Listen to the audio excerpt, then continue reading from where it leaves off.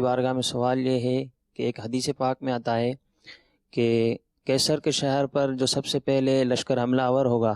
اس کی مغفرت ہو جائے گی، اور یہ بھی کہا جاتا ہے کہ یزید اس لشکر میں شامل تھا، تو اس بنیاد پر یزید کو اچھا جاننا کیسا ہے؟ دیکھیں، یزید کو اچھا جاننا، اور بعض لوگ یزید کو کھلم کھلا آج کے دور میں خصوصاً سوشل میڈیا کے اوپر جو ہے وہ اچھا کہہ بھی دیتے ہیں، اور بعض تو اس کے ساتھ تعظیم کے القاب بھی لگا دیتے ہیں، حالانکہ یہ سخت ممنوع اور غلط بات ہے کہ یزید کو اچھا کہا جائے۔ سب سے پہلی بات تو یہ ہے کہ احادیث طیبہ کے اندر یزید کی مذمت موجود ہے۔ مسند ابو یعلا، مسند بزار وغیرہ کی حدیث پاک کے اندر موجود ہے کہ نبی کریم صلی اللہ تعالیٰ علیہ وآلہ وسلم نے ارشاد فرمایا کہ لا یزال امر امتی قائما بالقسط، کہ میری امت کا معاملہ بالکل درستگی پر، انصاف پر قائم رہے گا، حتیٰ کہ اس کو بنی امیہ کا ایک شخص جو ہے وہ ڈھائے گا، تبدیل کرے گا، اور فرمایا کہ یقال لہ یزید، یزید کہا جائے گا اس کو۔ تو اب نبی کریم صلی اللہ علیہ وسلم نے خود نام لے کر اس کی جو ہے وہ بتایا کہ یہ اتنا برا شخص ہوگا کہ میری امت کے معاملے کو یہ ڈھا دے گا، تبدیل کر دے گا۔ اور ایک حدیث پاک جو مسند رویانی کے اندر موجود ہے، جسے امام سیوطی رحمۃ اللہ تعالی علیہ نے جامع صغیر کے اندر نقل کیا، حضور علیہ الصلوۃ والسلام نے ارشاد فرمایا کہ اول من یبدل سنتی رجل من بنی امیہ یقال لہ یزید، یعنی میری سنت کو جو سب سے پہلے تبدیل کرنے والا شخص ہوگا وہ بنی امیہ کا ایک شخص ہوگا کہ جس کا نام یزید ہوگا۔ پہلی بات، یزید کی مذمت جو ہے وہ علماء کرام ہمیشہ سے کرتے ہوئے آئے ہیں، اور اس نے جس طرح کے جرائم کا ارتکاب کیا ہے وہ کسی کے سامنے مخفی نہیں، کہ اس نے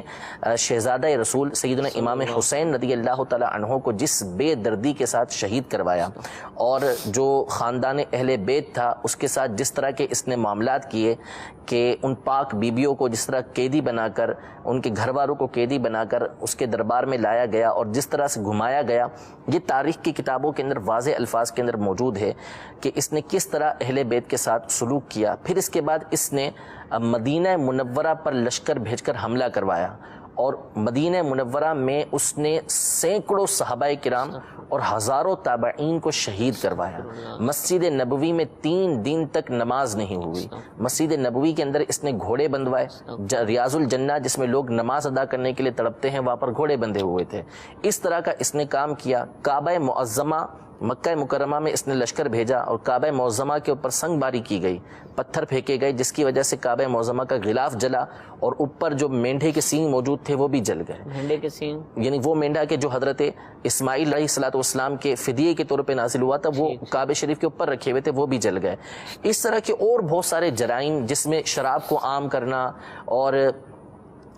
جو محرمات ہیں، محرمات ہوتی ہیں کہ جن سے نکاح کرنا ممنوع ہوتا ہے، اس کو اس نے رائج کیا، عام کیا۔ بہت سارے ایسے جرائم جو ہے اس کے بارے میں علماء نے اپنی کتابوں کے اندر لکھا ہے کہ یہ ان کاموں کا مرتکب ہوا۔ تو ہمیشہ سے علماء جو ہے اس کی مذمت کرتے ہوئے ہیں، حتیٰ کہ ایک شخص نے سیدنا عمر بن عبدالعزیز رضی اللہ تعالی عنہ کے سامنے یزید کو امیر المومنین کہہ دیا۔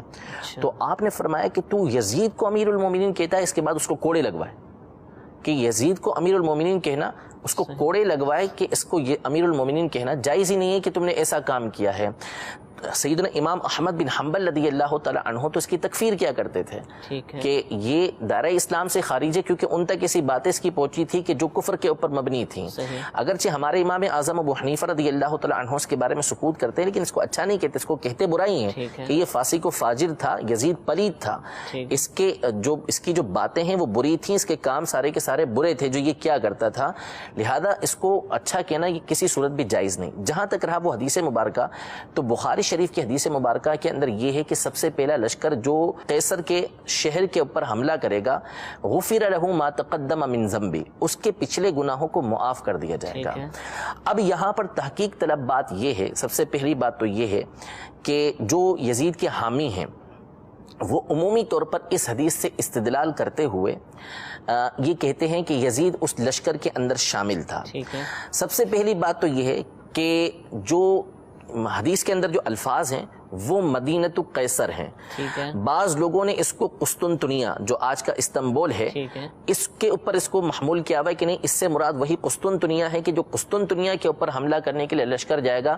اس کی جو پچھلے گناہوں کی مغفرت ہے اس کے بارے میں نبی کریم صلی اللہ علیہ وسلم نے فرمایا ہے، پہلی بات تو یہ ہے کہ یہاں پہ قسطنطنیہ کا تو تذکرہ ہی نہیں ہے، ٹھیک ہے، اس میں مطلقاً مدینۃ قیصر کے الفاظ ہیں، قیصر کا شہر۔ اب وہ چاہے کوئی شہر ہو، تو سب سے پہلے جو حملہ ہوا تو وہ تو خود نبی کریم صلی اللہ تعالیٰ علیہ وسلم کے زمانے میں ہوا، جنگ موتا جو ہے وہ سن 8 ہجری کے اندر ہوئی،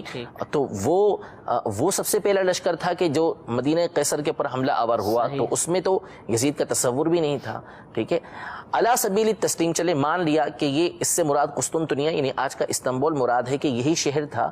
تو بھی علماء نے اس بات کی تحقیق کی۔ البدایہ والنہایہ کے اندر ابن کثیر نے اس بات کو لکھا، اور مفتی شریف الکمجدی صاحب رحمۃ اللہ تعالی علیہ نے بڑی تفصیل کے ساتھ اس بات کو ان کی کتاب ہے، ان کے رسائل ہیں، رسائل و مقالات شارح بخاری، اس کی پہلی جلد کے دوسرے حصے میں آپ نے ایک پورا مقالہ اس موضوع پر لکھا ہوا ہے، اور اس میں آپ نے کتابوں کے ذریعے اور اسی بات کو اعلیٰ حضرت امام اہل سنت نے اپنے ایک حاشیہ جو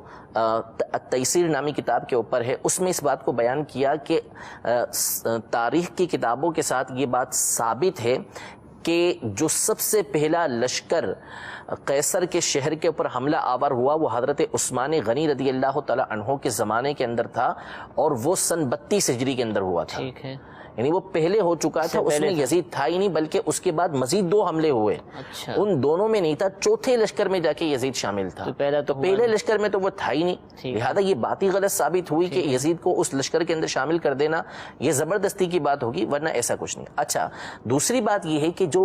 الفاظ حدیث پاک میں ہے وہ غفر لہ ما تقدم من ذنبی، کہ پچھلے گناہوں کو اس کے معاف کر دیا جائے گا، اس میں یہ تھوڑی ہے کہ اس کے اگلے گناہوں کو بھی معاف کر دیا جائے گا۔ احادیث طیبہ کے اندر آپ اگر پڑھیں گے تو نماز کے فضائل آئے ہیں، زکوٰۃ دینے کے بڑی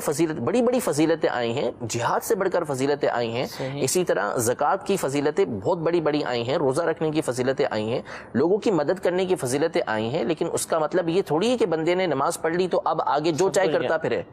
اب اس کی مرضی ہے جو کرے گا وہ بخشا ہے، نہیں، اس کے پچھلے گناہوں کو، وہ بھی صغیرہ گناہوں کو معاف کیا گیا، اگلے گناہوں کو معاف نہیں کیا گیا۔ پھر دوسری بات یہ ہے کہ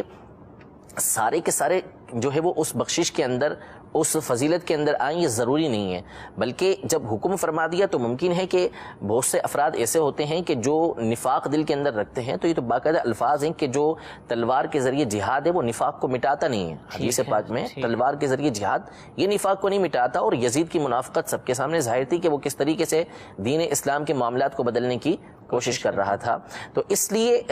اس حدیث پاک کے ذریعے یہ استدلال کرنے کی کوشش کرنا بالکل غلط ہے، اور علماء اہل سنت کے اور قدیم سے جو علماء اسلام چلتے ہوئے آ رہے ہیں ان کے بالکل موقف کے خلاف ہے۔ تمام کی تمام امت جو ہے وہ شروع سے ہی اس بات پر متفق رہی کہ یزید جو ہے یہ پلید تھا، اور اس نے جس طرح کے معاملات جو ہے وہ امام حسین رضی اللہ تعالی عنہ کے ساتھ کیے، اور دیگر جو اس نے باتیں، جو اس کے معاملات ہیں جن میں سے کچھ باتیں میں نے ذکر کی ہیں، اس کی بنیاد پر علماء نے اس کو فاسق و فاجر قرار دیا، اور حضرت عمر بن عبدالعزیز رضی اللہ تعالی عنہ نے اس کو کوڑے لگائے۔ آج بھی مسلمانوں کے دل کے اندر اس کے لیے سخت نفرت موجود ہے، کوئی اس کے بارے میں اچھا سوچ ہی نہیں سکتا، یعنی ہم امام حسین رضی اللہ تعالی عنہ سے محبت کرنے والے ہیں، ہم دعا کرتے ہیں کہ اللہ تبارک و تعالی دونوں جہاں میں ہمیں ان کا غلام بنا کر رکھے، اور یہ دعا جو ہے وہ ہم برسر ممبر کر سکتے ہیں، یہ دعا ہم ہر نماز کے بعد کر سکتے ہیں، تنہائی میں کر سکتے ہیں، لوگوں کے سامنے کر سکتے ہیں۔ اللہ نے یزید کو ایسا رسوا کیا ہوا ہے کہ جو لوگ یزید سے اس طرح کی یزید کے بارے میں باتیں کرتے ہیں تو کیا ان کے اندر یہ جرأت موجود ہے کہ وہ اس طرح کی دعا کر کے دیکھ لیں کہ اللہ تبارک و تعالیٰ کل بروز قیامت یزید کے ساتھ ان کا حشر کر دے؟ تو یہ خامہ خواہ کیا اسلام کے اندر رکھنا ڈالنے کی کوشش کرنا ہے،